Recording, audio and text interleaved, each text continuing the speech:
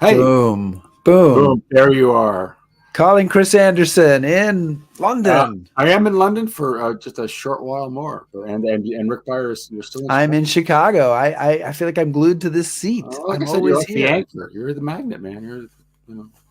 Welcome everybody to History Happy Hour. Thanks to Stephen Ambrose Historical Tours for helping to bring you this show. Check out their rich offering of military history tours at stephenambrosetours.com. And you're headed out I on am. on a Yeah. tour, like what, Tuesday or something like that?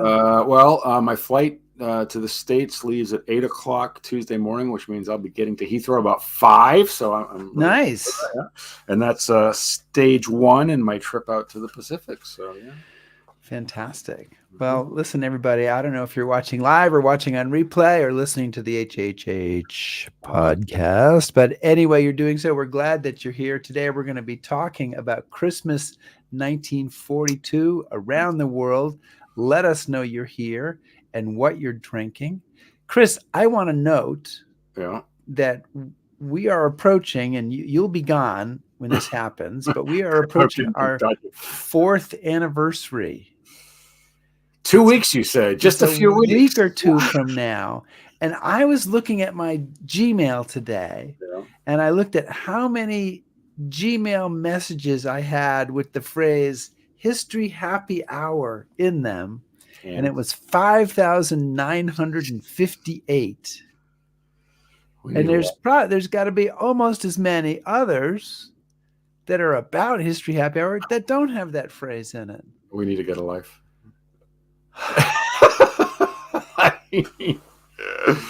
But before we get to life, we want to thank everybody who supports us on Patreon, especially our top shelf patrons. You can join this august and learned group. You see, I have remembered the phrase by clicking on patreon.com/history happy hour and pledging your lives and your sacred honor, or maybe it's just $10 a week or $20, whatever it is.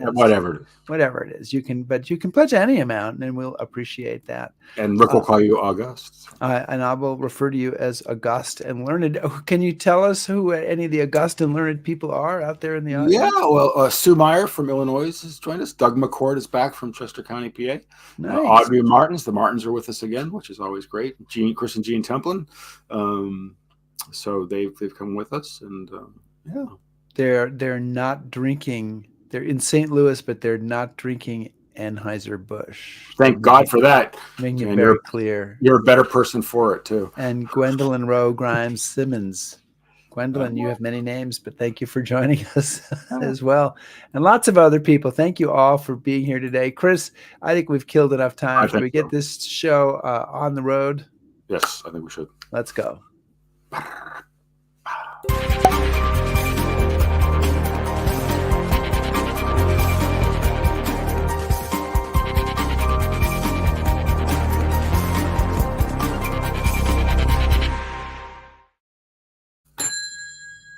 The bar is open. The bar is open, Chris. What is on tap? Yeah. So this week we are going to be joined by Dr. Peter Harmsen. And Dr. Harmsen studied at the National Taiwan University and has worked extensively in Asia, writing for Bloomberg, The Economist Intelligence Unit, and the Financial Times. His focus has been on Chinese-speaking societies, but he has written broadly on the Pacific in general, including Mongolia and North Korea. I may have this wrong because there are lots, but I counted the 9 books that he is the author of, all of which have been very well received, including New York Times bestseller Shanghai 1937, Stalingrad on the Yangtze. His books have been translated into Chinese, Danish, Romanian, but we're excited to have him here to talk about his new book, Darkest Christmas, December 1942 and a World at War. So welcome, Peter. Thank you. Thanks for being here. I know can't remember if you brought a cocktail with you or you were gonna just be drinking tea or what your situation was. But I actually already had a lot of coffee, so I think I'll Sit tight. All right. Well, I'll toast that with a beer. Oh, And Chris, do you have something there? Or are you? my Glentur at 12. Yeah, you're gonna have to get a new bottle soon. I guess I just did, actually. All right. Well, Chris, start us off with Dr. Thanks. Harmsen. All right. And I hope it's okay if we call you Peter. So. Okay. That's absolutely fine. Yeah. Okay. Good.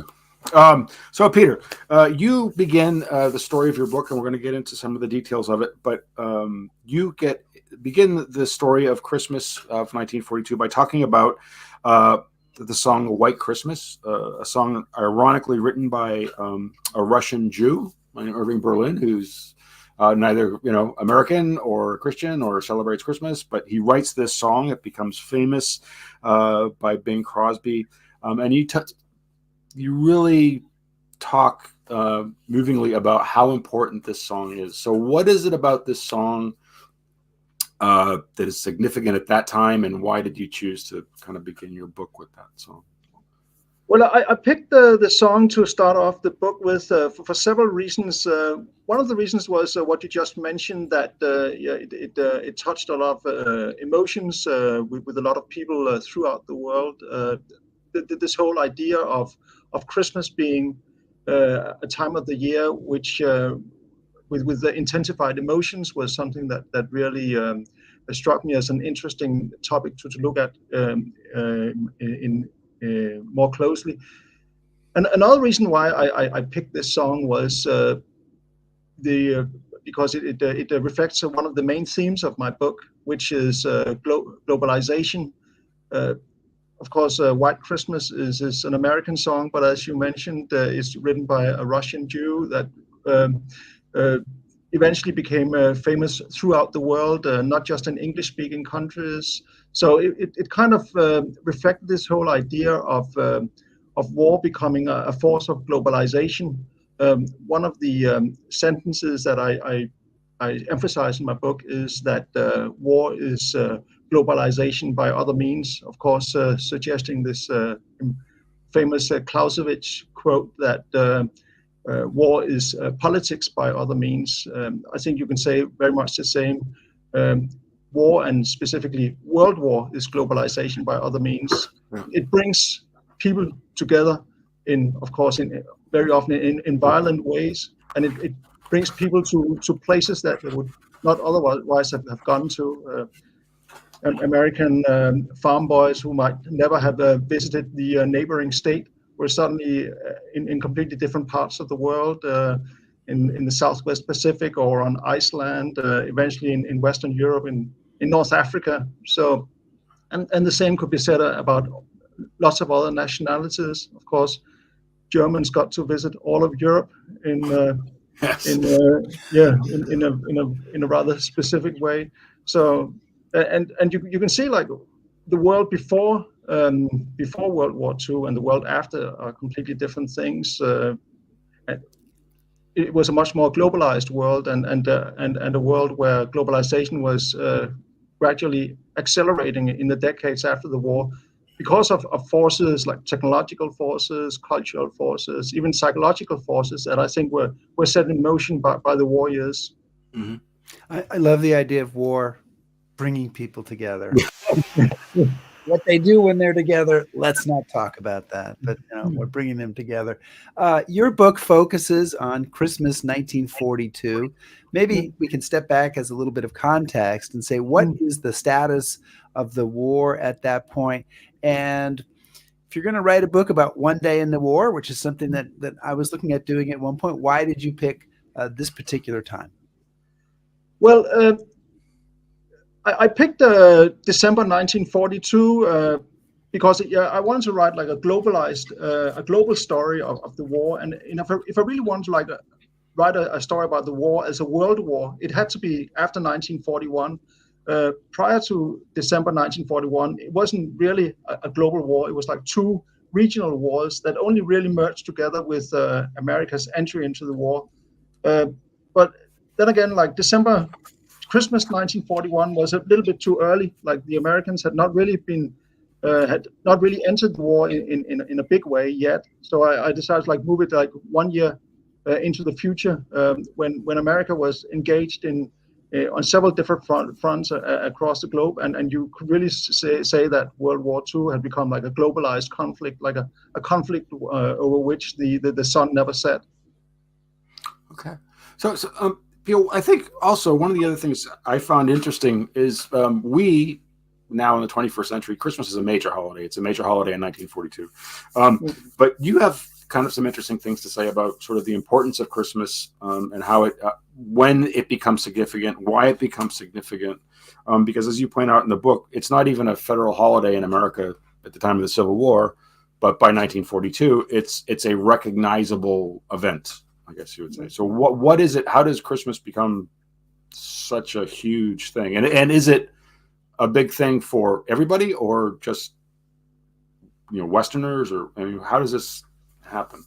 Well, that was one of the things that really struck me when I started looking into this, starting collecting source materials for my book. Of course, I knew it was a big thing in the English-speaking countries, in Scandinavia, of course in Germany. But what struck me was once I started looking into some of the other parts of the world, what was that the Christmas had already at that time become a big thing, even in a place like Japan, kind of like suggesting the kind of globalization that had taken place already in the early 20th century, especially in the 1920s when Japan had become a fairly liberalized society.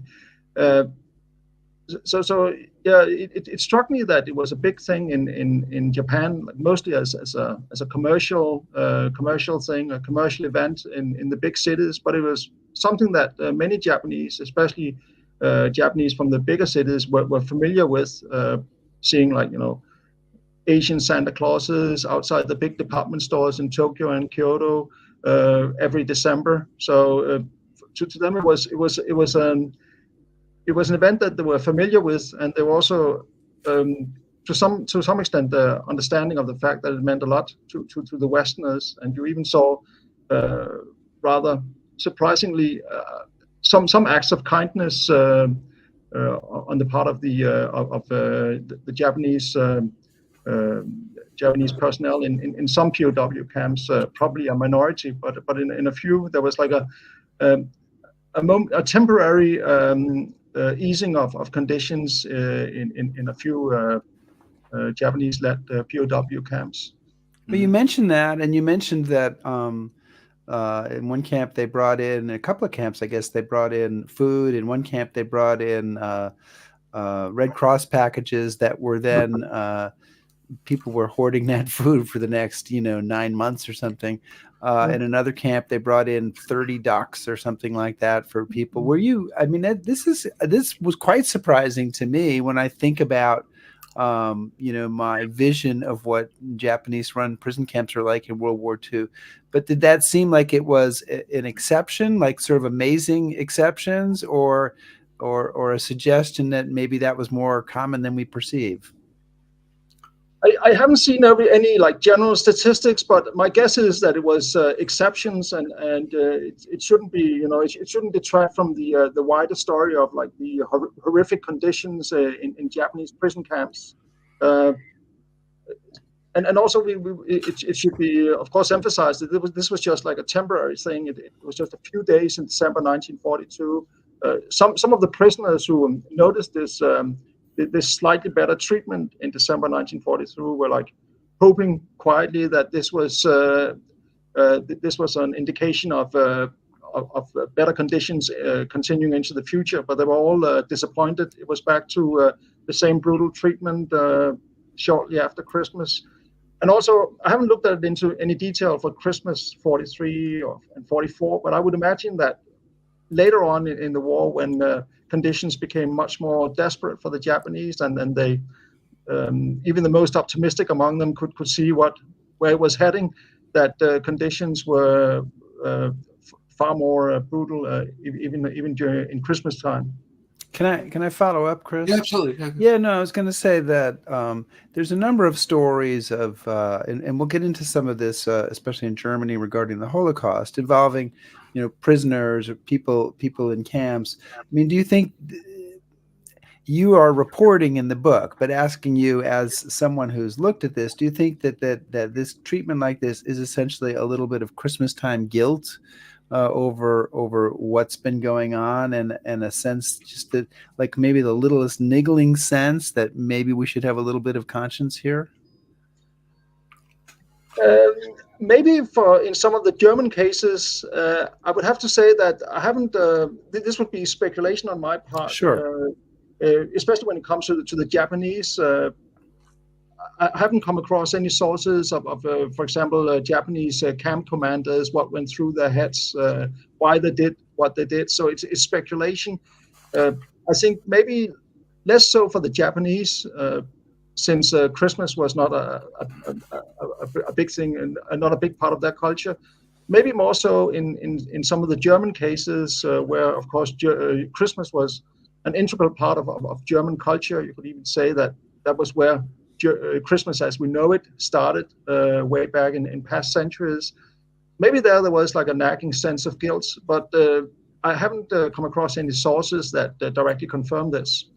So Peter, one of the things that kind of is talked about quite a bit is that too much of history focuses on the West or the Western powers or whatnot. So you could say that, obviously to Christians or people from Christian countries, Christmas is a big deal, but we're talking about a world war. So we've got Muslims and Sikhs and Hindus and Confucians and all. How are they viewing this event, and how is this kind of day or its recognition impacting them? I mean, are they commenting on it, or like, how do they fit into the story? Well, I haven't seen any sources where like non-Christian people directly comment on it, as like, look at this exotic Western holiday that's taking place like under our noses. So it's not something that I've really focused on in my book. I do try to describe, for example, in a non-Christian society such as the Soviet Union at the time, like how Christmas was kind of still celebrated in a small, almost discreet way, in a way that did not bother the regime too much. But the sources of this are fairly limited. Yeah, I just it's interesting to me because it comes up in the book that Christmas has become significant enough that even if you're not Christian, you're aware that there's this big holiday and lots of people are celebrating, my book is kind of like a cultural history of World War II and a history of like how the culture, world culture, global culture as we know today is to some extent and to, I would say, a significant extent a product of World War II. One of the major aspects of this being the way that Christmas and especially the American way of celebrating Christmas was spread to different parts of the world.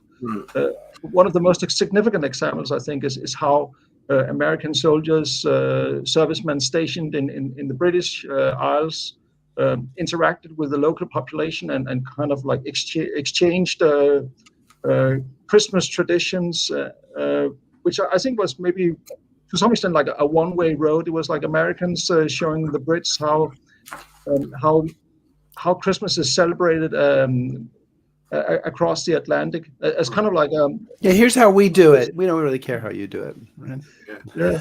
Well, there was a bit of like also cultural curiosity on the American side. American GIs paying noticing like, oh, this is how we do it in Britain. That's interesting. But I still think it was a kind of like a one-directional movement towards American Christmas being projected to different parts of the world. Of course, it was a development that only was starting up during the war and continued after in the decades after the war. Yeah. So your book basically rolls around the globe. You start with kind of in the Hawaii, and you move all the way around the globe and come back to America, sort of following the clock, essentially. And it strikes me as the kind of book that would be very challenging to research, because you can't go to a single archive and say, well, I'm going to go to the National Archives, or I'm going to go to the archives in Britain at Kew, and I'm going to find one place and I'm going to find all the stuff right there. So how did you go about gathering material for this book? Before I answer that question, maybe can I just mention something about this whole concept of like going around the world, like follow the Absolutely, book? Sure. Yeah, my book is published in 3 different versions. Like this is like the you would say the international version, the British American version. That's the one you referred to, where I got one too. Yeah. Okay. You begin the trip at the international date line in the mid-Pacific, right, and then move around. Not Hawaii. Yeah. Then we've got the kind of like the Australian New Zealand version, which has the same chapters pretty much, but in a different order, where you begin with Australia and New Zealand, and where the chapter on Australia and New Zealand is kind of expanded compared with the international version, where you do the same trip around the world, but like begin a little bit further to the west. And then finally there's the Danish version, where the first chapter is about Denmark, and then you do the tour around the world. Pretty much the same chapters, but just in a new 20 more versions that are all organized differently. That was kind of my ulterior motive, so I'm still waiting.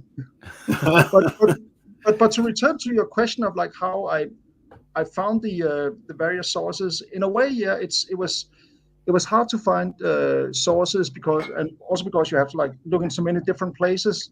On the other hand, it was not so hard. One of the reasons why I decided to write about Christmas, basically I just wanted to write a story about one day in the war. But one reason why I picked Christmas is because everyone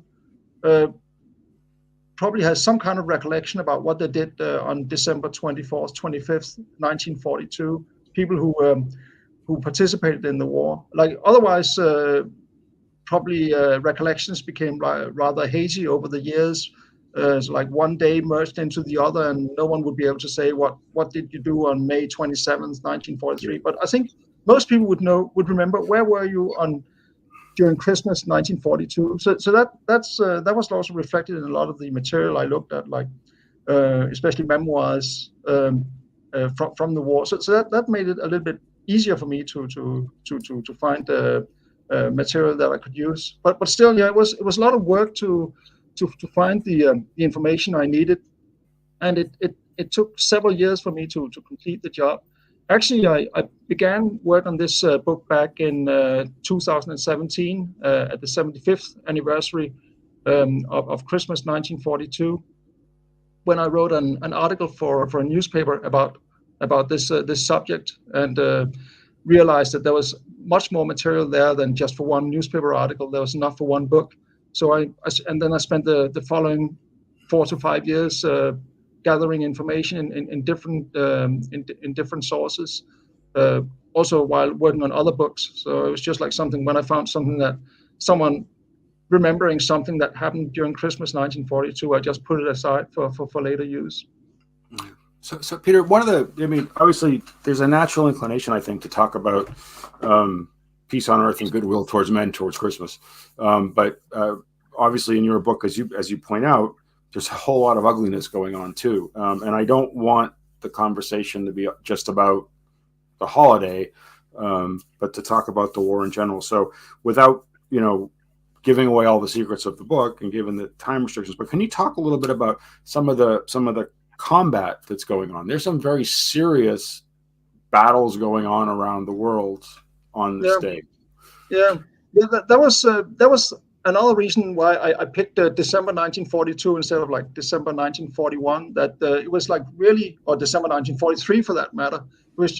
December 1942 was a time when things were really hanging in the balance, especially if you were living through that time. Of course, with the benefit of hindsight, as a historian today, you can probably pretty much like reach a conclusion that the war had been won for the Allies significantly before December 1942. But when you were standing right in the middle of things back in December 1942, it was not quite so obvious. Of course, you had the Germans in Stalingrad, but they had not lost yet. It was still there was still some slender hopes among the Germans surrounded in Stalingrad that maybe the Führer would come and help them. Of course, that was unrealistic by that time, but people still, the common German foot soldiers still cherish those hopes. The same thing in the Pacific. You could say that the Pacific had pretty much the war in the Pacific had pretty much been decided on December 7th, 1941. The moment the first Japanese shot was fired, that's when they lost the war. But that was not obvious at the time. The Americans and the British, the Americans in the Southwest, Americans and Australians in the Southwest Pacific had only just started going on the offensive in a small way. So we're still like very much hanging in the balance, which was what kind of attracted me to the subject and to this particular time in history, that people at the time didn't really know where this was all heading. Of course, they were hoping. There were hopes on both sides, but no one could tell for sure at the time. You have a quote from a German soldier about the precautions they took against the Russians on Christmas Eve. He says, "It was the most wonderful night of the year, but also one of the nights the soldiers feared most." His name was Harry Meilert.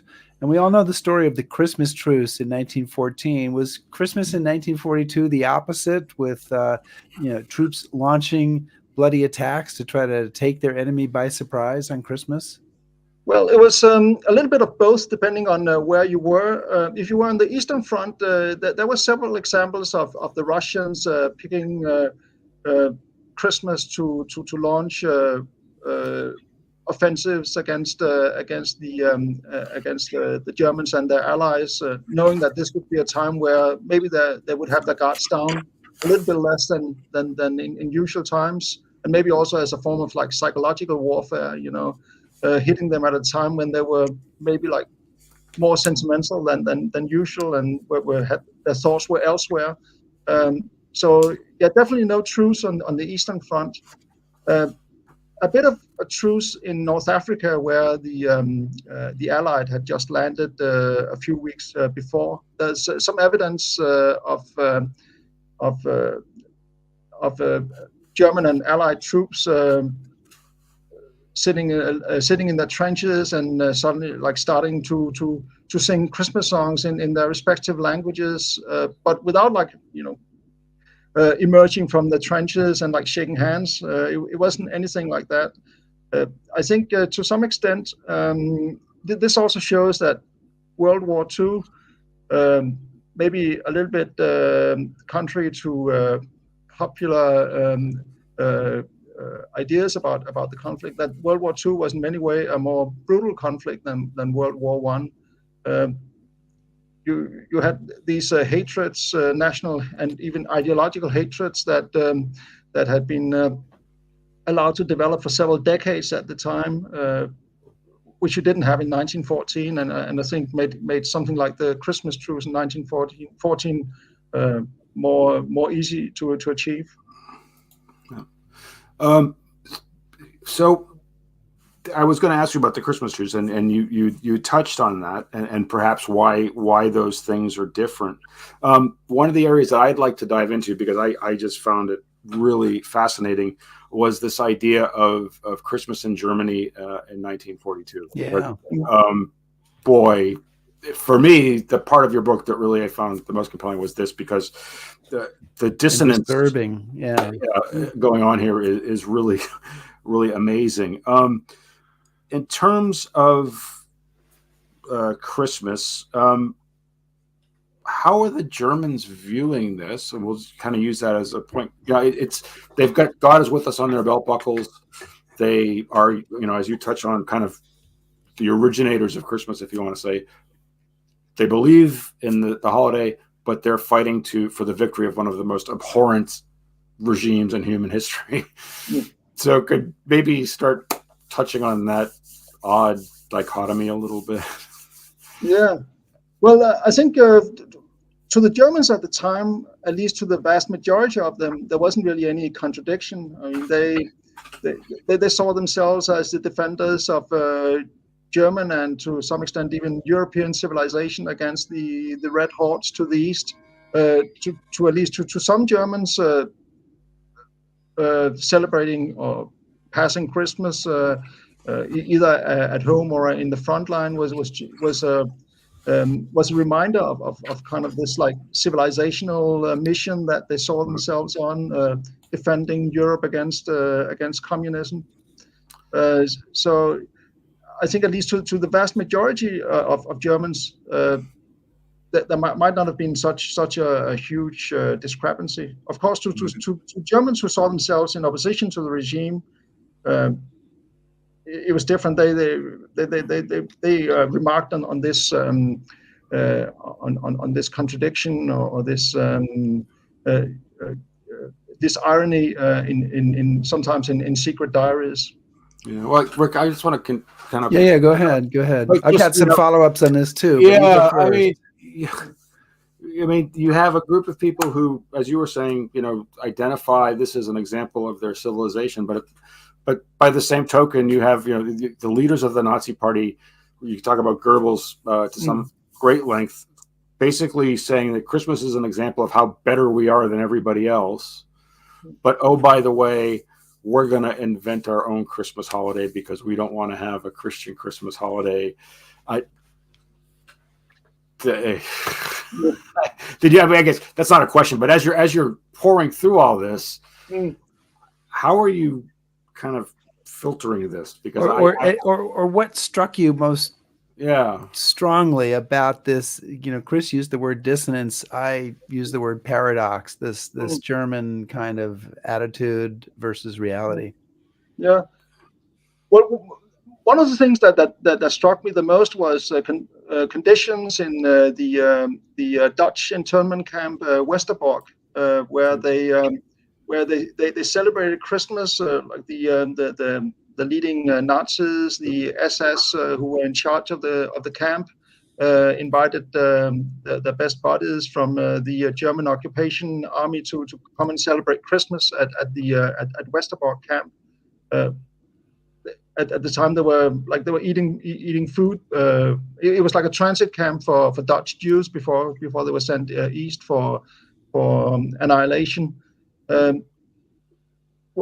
This big Christmas party that the Germans held for themselves was basically staffed by people who were going to be killed a few weeks into the future. It was like Jewish chefs, Jewish waiters, a Jewish orchestra playing for the Germans. What struck me was how this event and also conditions in Westerbork camp more generally highlighted this odd mixture of daily routines and the biggest crime in the history of mankind. A little bit similar to I don't know if you watched this recent movie, A Zone of Interest, about the camp commander at Auschwitz. How everyday routines and everyday life that we can like immediately recognize coexisted with being responsible for probably the biggest crime in human history. Yeah. That's our one reference to the Academy Awards during this show. I want to stay on this topic a little bit, but I want to remind people first that we are speaking with Peter Harmsen, who is the author of the book Darkest Christmas, December 1942, and A World at War. And there's so many aspects of this that I made notes about, but you talked about Joseph Goebbels. And you kind of held him up as an example of a little bit of an example of the lies that Germans were telling themselves this Christmas. Can you talk about that a little bit? Yeah, Goebbels is a wonderful source, of course, wonderful in terms of being a source with of whom there's a lot of material. He was a copious diary writer, and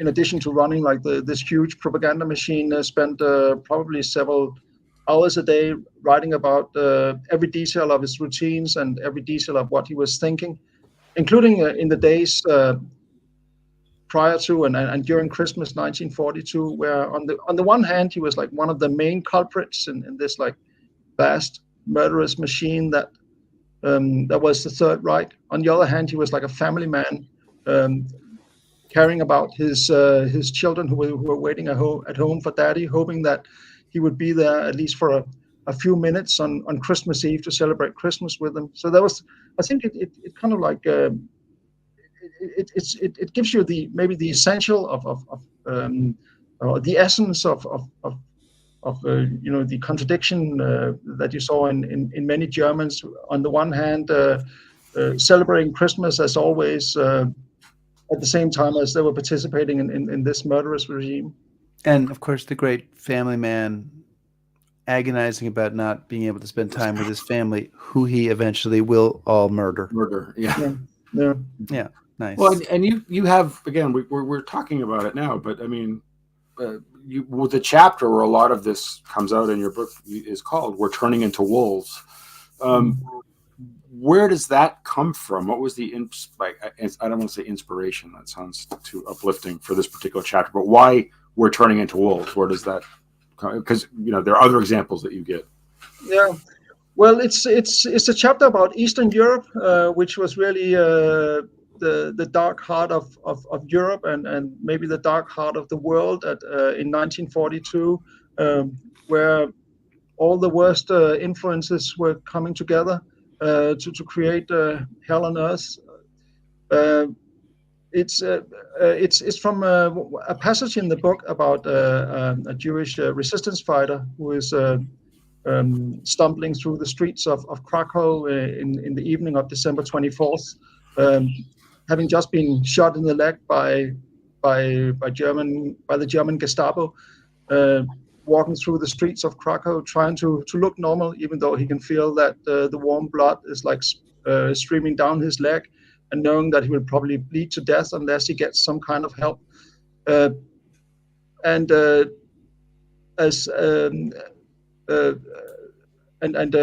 Decides to walk into a Catholic church in the hope of maybe getting some help there. You would imagine that on Christmas Eve, if you get help somewhere, that would be in a church, but actually where he gets kicked out. Maybe not because the priest is evil, but because the priest is scared. So yeah, to me it shows that war turns people into wolves, not so much because they may necessarily are bad people, but because they're forced by circumstances and forced by something as fundamental as fear. So we're in a dark part of the show, and it's going to get a little darker. You write about the contrast of Christmas and the Holocaust, and you have a quote from Victor Gollancz, who's a British publisher and humanitarian, who's writing a pamphlet this Christmas time, which he's going to publish in 1943, called "Let My People Go." And he writes about a statement by Anthony Eden, who's the Foreign Secretary of Great Britain, promising retribution to the Germans committing the crimes against the Jews. And he writes, "Will the death of these reduce by one jot or tittle the agony of a Jewish child, who at this very moment I write, on Christmas Day, 3 hours after the sweet childish carol, 'O Come All Ye Faithful,' was broadcast on the 7 o'clock news, is going to her death in a sealed coach, her lungs poisoned with the unslaked lime with which the floor is strewn, and with the dead standing upright about her, because there is no room for them all." And what struck me really hard about this passage was the degree to which some people in the Allied world really understood exactly what was going on in Germany years before the end of the war and long before anything is really being done about it. And it really is I found that quote to be just a really searing indictment of how little was done. Yeah. I think the problem was there was one of the problems was there was so much propaganda in circulation, and people probably knew that they were being exposed to propaganda, and lots of people, members of the public in the West, when they read these pamphlets and these very accurate descriptions of the Holocaust, may simply have thought that this was like propaganda. It was probably exaggerated a little bit. That's my assumption, that was part of the reason that nothing more was done. So in this dark place, and we have been talking about some very dark things, and obviously there's a lot of combat, and you talk about that all over the world.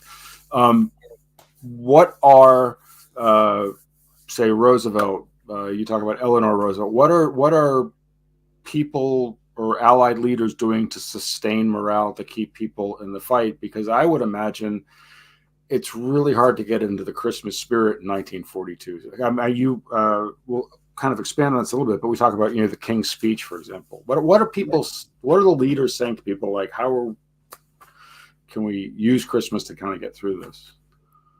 Well, to use the King's Speech as an example, it seems to me that he is trying to talk to his people, as to some extent his peers, explain to them that this is a hard time that all of us are going through. Not trying to paint a too rosy picture, because that would be ridiculous. Everyone knew that it was a hard time, and there were probably years of war awaiting in the future. But at the same time, reflecting that this was a hard time for everyone, including for himself. Like he was unable to see his family as much as he wanted, just as his subjects were unable to see their families.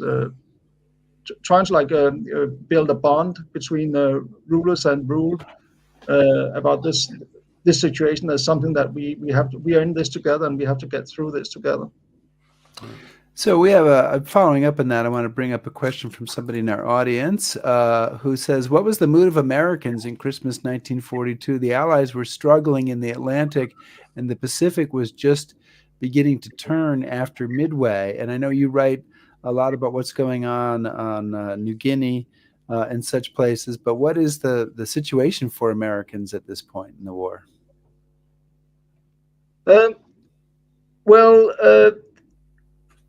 I think it's probably it's hard for me to generalize about such a huge population.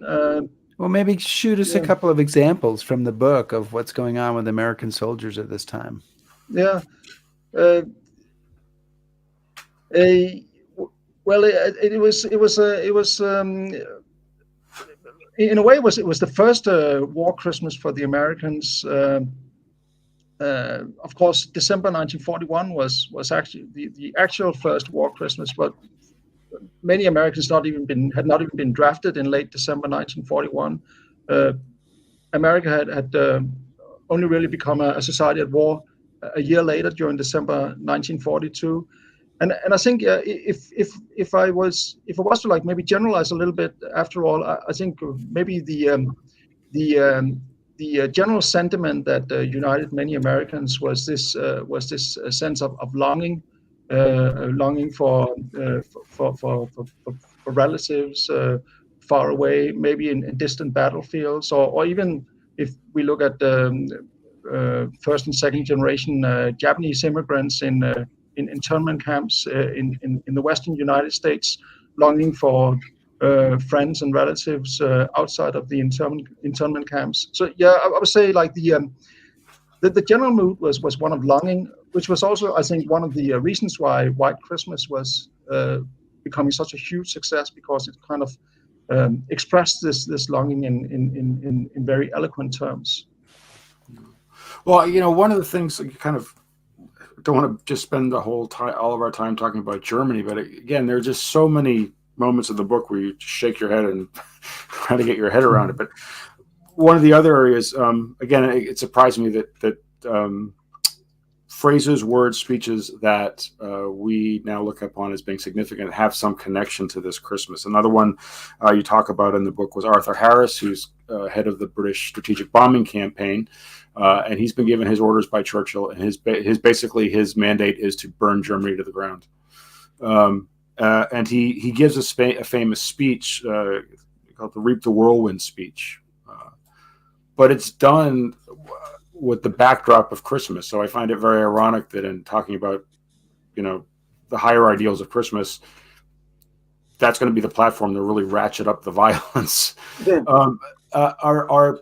When people like Harris are giving these speeches, what's the reaction amongst British civilians? Are they saying, "Wait a minute, this is too much"? Or are they behind this?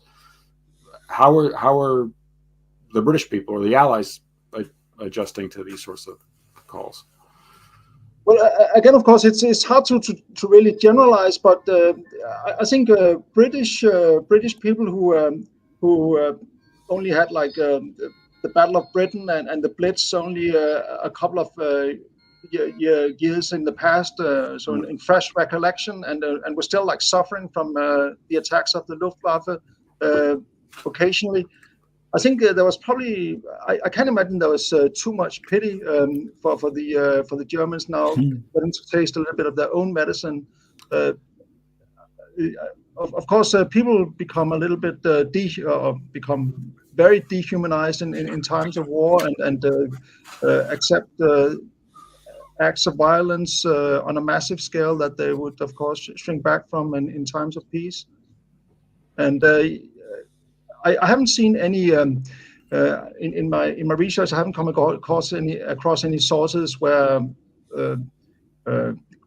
Americans or Brits at the grassroots start questioning, like, what are we doing here? Like during Christian Christmas, actually ratcheting up the violence. Yeah. So I'm sure when you set out to write this book, you had some stories packed away that you knew you could use, and I know you started 7 years ago. But what did you discover in the course of your research that really surprised you, that you said, "Oh, wow, I'm glad I've done this because this is something I didn't know, and I really want to get this in the book"? Well, there were some details that interested me or that struck me. For example, the fact that this German radio broadcast where they called different parts of the around the periphery of the German Empire, like all the way from northern Norway, Finland, down to southern France. That this was not, as claimed by some historians, it was not completely fictitious. There have been some claims that this was actually like actors standing in a radio studio in Berlin, just pretending to be soldiers in the front line, like calling in. This was actually real soldiers communicating with Berlin via radio. The reason I know is because of two documents that emerged in the course of my research. One being the actual script of this radio broadcast, showing like how this was based on actual recordings of soldiers from around the occupied territories. The other one was the war diary of the German Naval Command, showing that two U-boats were actually taken out of service for a couple of days in December 1942, so they could take part in this broadcast. So of course it was fictional. They wouldn't need these U-boats. They could be used for something much more useful. So yeah, that struck me. So Peter, I mean, just so our audience knows a little bit more about this, and when they buy your book and read it, they'll find out a lot more about it. But what is the name of this show? Because it's a big deal in Germany. And what are we talking about? Because it's very interesting how the Germans using Christmas as a propaganda tool. But what is the name of the show? What are they actually trying to do? And how important is this in Germany? Yeah, it was called the Ringsendung. So yeah, like a broadcast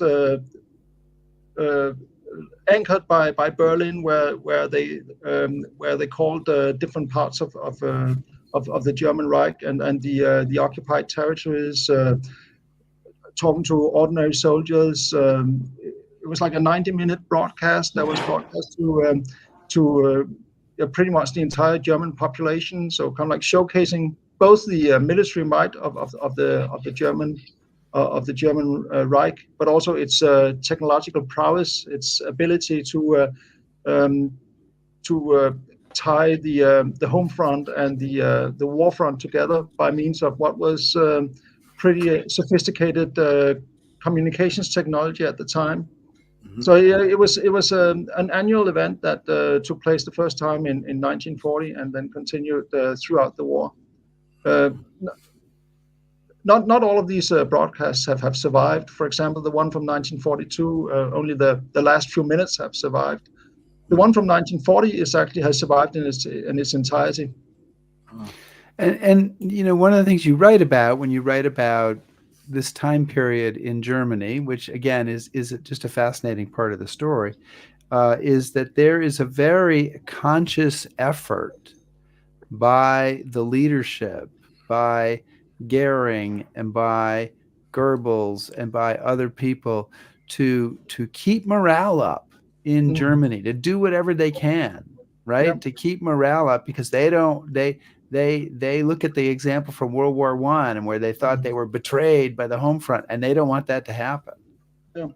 Yeah, exactly. Yeah, that I wouldn't say it was something that surprised me because I read about it elsewhere, but it's kind of like striking, like to the extent that the German population was actually pampered by the leadership during most of the war, exactly because of this experience or this analysis of events in 1918, whether they were true or not, that Germany lost mainly because the morale at home collapsed. That, of course, can be debated, but that was like the interpretation of history that motivated the Nazis 25 years later to make sure that this did not happen again. Which is why the Germans were not asked to shoulder burdens because of the war, unless it was absolutely necessary, and unless it couldn't, like the burden could not be pushed onto some of the occupied people. And you had to get into like 1940, 1945 to 1944, 1945 to really see the German government giving up this idea of trying to build morale or well, you keep talk morale up. you talk about the fact that they basically starting in August, Goering sends people out to the rest of the occupied nations in Europe to strip away anything they've got. Yeah, bring yeah, it he to liked to plan it. Germany. Yeah, he was. He liked to plan in advance. Yeah, he was. He was a long-term Christmas shopper, you could say. Well, he's certainly big enough to be Santa. Yeah, very few of us start planning for Christmas that early, but he did. Yeah, in August, he assembled all the bigwigs, instructing them to buy up or steal everything that could be of value, anything of some maybe a luxury significance that could be used as Christmas presents to be shipped back to Germany and be used as Christmas presents for the German people. Yeah. So Peter, there's again, if you read the book, when you read the book, you'll have a lot of these moments too.